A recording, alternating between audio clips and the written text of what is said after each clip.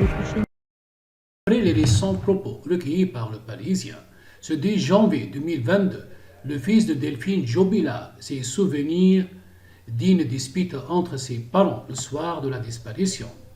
Depuis plus d'un an maintenant, l'affaire autour de la disparition de Delphine Jobila défraye la chronique, car dans la nuit du 15 au 16 décembre 2020, la jeune infirmière s'est volatilisée sans laisser de traces, mais à en croire les récentes informations dévoilées par le confrère des Parisiens.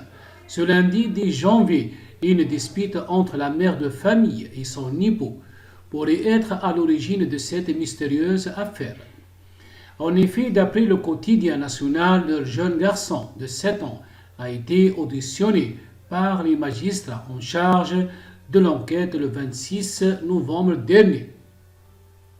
Face à ces derniers, le jeune garçon s'est souvenu d'une querelle entre ses deux parents quelques heures seulement avant la disparition. Je me souviens qu'ils se poussaient, je les ai vus, parce qu'en fait, j'étais descendu de mon lit. La porte était un petit peu ouverte et je regardais. Ils se poussaient avec les deux bras. Une fois papa, une fois maman, s'est-il d'abord rappelé avant de la porter, ce qu'aurait déclaré Delphine Jobillard au compagnon de Séverine ce soir-là. Arrête-toi.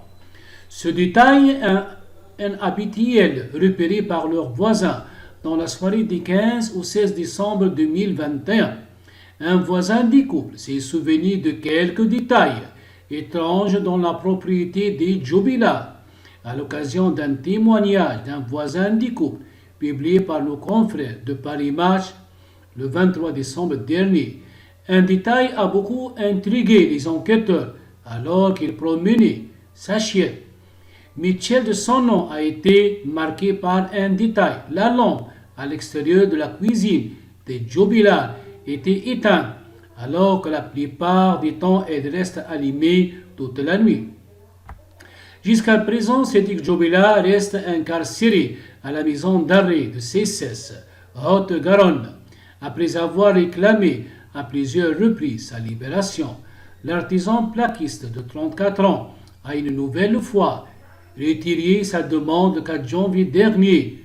La Cour d'appel de Toulouse examinera sa demande le 11 janvier prochain.